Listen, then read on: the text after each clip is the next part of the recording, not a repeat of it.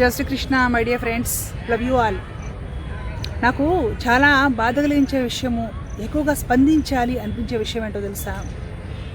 ప్రతిరోజు న్యూస్ రెగ్యులర్గా ఆత్మహత్యల గురించి, యువత ఆత్మహత్యలు చేసుకోవడం, మరీ దారుణంగా స్కూల్కి వెళ్ళే పిల్లలు ఆత్మహత్యలు చేసుకోవడం, మహిళలు పిల్లల తల్లులు ఆత్మహత్యలు చేసుకోవడం, వివాహితలు. చాలా బాధ అనిపిస్తూ ఉంటుంది. జీవితము జీవించడం కోసమే తప్ప ఏదో ఒక సమస్య వచ్చిందని, ఒక ఇబ్బంది వచ్చిందని, ఒక బాధ కష్టము కలిగిందని, ఒక అవమానం జరిగిందని ఆత్మహత్య చేసుకొని బ్రతుకు చాలించడం కోసం కాదు మానవ జన్మ.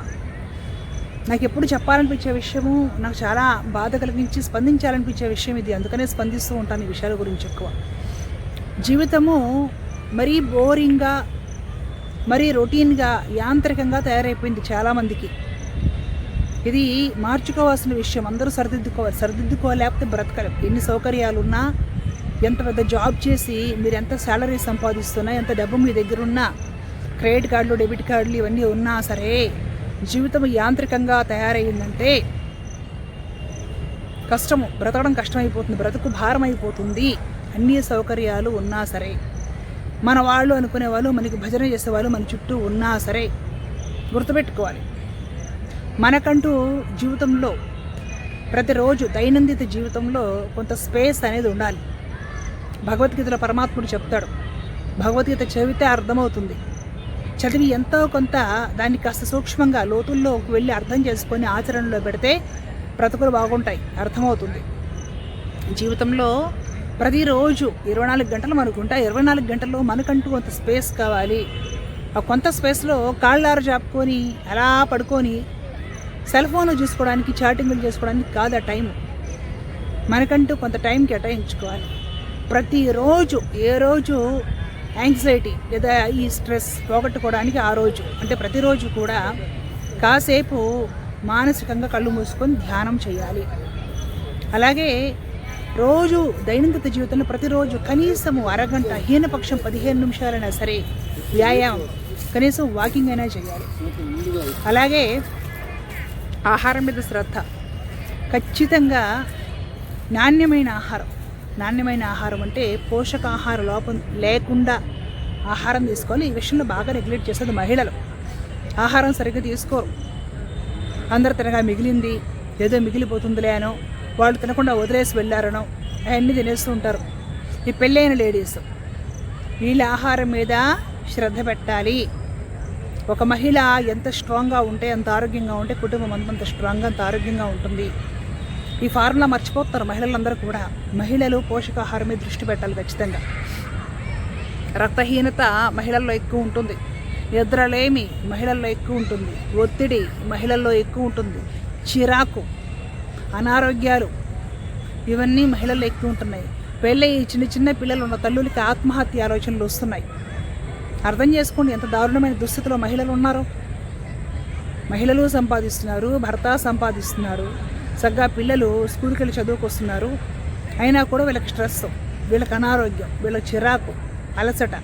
కారణం ఏంటంటే మహిళలు వాళ్ళకంటూ టైం, ఒక స్పేస్ తీసుకోకపోవడమే.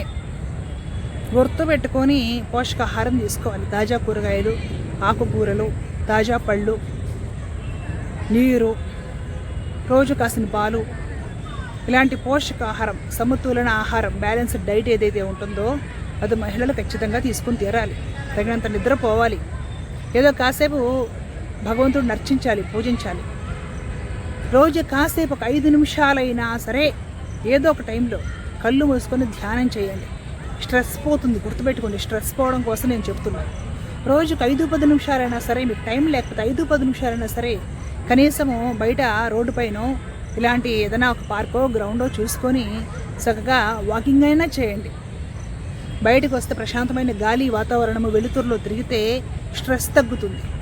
జీవితం మీద సానుకూల దృక్పథం ఏర్పడుతుంది. నన్నే చూడండి, నాకు ఈ మధ్య సోషల్ మీడియాలో నా మీద ఎంత ట్రోలింగ్ జరిగింది. నేను చేసిన ద్రోహమైనా ఉందా? ఎవరికైనా అన్యాయం చేశానా? ఎవరి దగ్గరైనా డబ్బులు లాక్కున్నాను? ఇంకేమైనా చేశానా? నా గురువు గారిని ఎవరెవరో తిడుతుంటే అడ్డం పడి తిరిగి నేను కూడా అరిచా. ఆ మాత్రానికి కొందరు కావాలనేసి ఒక ప్లాన్ ప్రకారం పకడ్బందీగా స్క్రిప్ట్ రెడీ చేసుకొని మరీ నన్ను ట్రోల్ చేసి పడేస్తారు. నా మీద జరిగిన ట్రోలింగ్లో కొంత ట్రోలింగ్ జరిగినా సరే, నా మీద జరిగిన ట్రోలింగ్లో ఒక 20% ట్రోలింగ్ జరిగినా సరే, ఇంకొక అమ్మాయి అయితే సూసైడ్ చేసేసుకుంటాను. నేను కంటి నుండి ఒక చుక్క కన్నీరు కూడా కార్చలేదు, అసలు పట్టించుకోలేదు, వదిలేసా. కష్ట సుఖాలు, మానాలు ఇవన్నీ కూడా చాలా సహజం జీవితంలో. జీవితం అనేది ఇవన్నీ సహజం. ఈరోజు ఉంటుంది, రేపు పోతుంది ఆ కష్టం. ఈరోజు అయితే సుఖం వస్తుంది, రేపు పోతుంది ఆ సుఖం. పర్మనెంట్ ఏది కాదు. కానీ మన జీవితాన్ని, మన ప్రజెంట్, మన వర్తమానాన్ని మనం అంగీకరించి దాన్ని మనం జాగ్రత్తగా చూసుకోవాలి. ఇది మాత్రం మన చేతుల్లో ఉంది. గతించిపోయింది మన చేతుల్లో లేదు, రాబోయే భవిష్యత్తు మన చేతుల్లో లేదు. కానీ ఇప్పుడు ఉన్న వర్తమానం ఏదైతే ఉంది, ప్రజెంట్, ఇది మన చేతుల్లో ఉంది. మనం దీన్ని బాగు చేసుకోవాలి, బ్యాలెన్స్డ్గా చూసుకోవాలి. దీన్ని మనము జాగ్రత్తగా అనుభవించాలి, నైతిక విలువలతో కూడా అనుభవించాలి. అనుభవించడం అంటే ఏదో కాదు, గుర్తుపెట్టుకోవాలి. ఇదంతా మనకి ఎవరు నేర్పుతారు అంటే భగవద్గీత మనకి నేర్పుతుంది. ఒక మనిషి ఆరోగ్యంగా ఉండటానికి సమతులమైన ఆహారం ఎంత అవసరమో,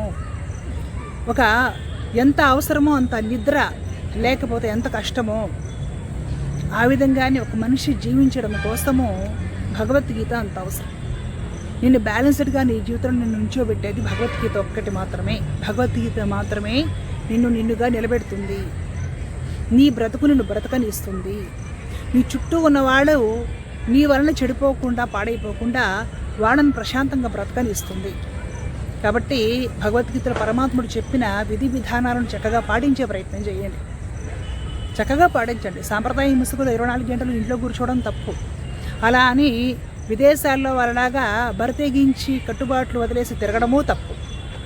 ఏది ఎక్కడ ఎంతవరకు చేయాలో, మన మర్యాదలకు లోబడి ఎంతవరకు మన జీవనాన్ని ఆనందంగా గడపాలో తెలుసుకొని ఉండడం అనేది ఈ రోజుల్లో చాలా ఇంపార్టెంట్. అది తెలియడం లేదు చాలామందికి. అది కొరబడిపోయింది సమాజంలో. సాంప్రదాయం అంటే ఏంటంటే 24 గంటలు పూజలు చేయడము, గొళ్ళ చుట్టూ తిరగడం, భజనలు చేయడం, అది సాంప్రదాయం. అలా ఉంటేనే సాంప్రదాయంగా ఉన్నట్టు లెక్క. అలా పరిగణిస్తుంది సమాజం. తెలియడం లేదు చాలామందికి. లేదా మా ఇష్టం వచ్చినట్టు ఉంటాము అంటే వెస్ట్రన్ కల్చర్లో పడి పాడైపోవడం, జీవితాలు పాడు చేసుకోవడం. ఇప్పుడు వస్తున్నాయిగా డేటింగ్లు, అవి ఇవి రకరకాలు చెత్తంతా కూడా. బ్యాలెన్స్డ్గా జీవితాన్ని ఎక్కడ ఏ పరిస్థితిలో ఎలా గడపాలి, ఎక్కడ ఎంతవరకు మన హద్దులకు లోబడి మర్యాదగా ప్రవర్తించాలి, ఎలా జీవితాన్ని బ్యాలెన్స్డ్గా గడుపుకోవాలి, ఎలా మన జీవితాన్ని నిలబెట్టుకోవాలి, ఎలా గట్టెక్కించుకోవాలి, ఈ విషయాలు ఈ రోజుల్లో చాలామందికి తెలియకుండా పోవడానికి కారణం ఏంటంటే భగవద్గీతకు దూరం అయ్యారు. భగవద్గీతను పట్టించుకోవట్లేదు, చదివే వాళ్ళు ఎవరు లేరు. కాబట్టి ఈ అనర్థాలన్నీ కూడా వస్తున్నాయి. చదివి అర్థం చేసుకోవడానికి ప్రయత్నం చేయండి. అర్థం చేసుకొని దాన్ని ఆచరణలో పెట్టడానికి ప్రయత్నం చేయండి. అందరి జీవితాలు బాగుంటాయి. నైతిక విలువలు కలిగిన ఆరోగ్యవంతమైన సమాజాన్ని స్థాపించుకుందాం. కానీ ప్రతి ఒక్కరూ కృషి చేయాలి. జై శ్రీకృష్ణ.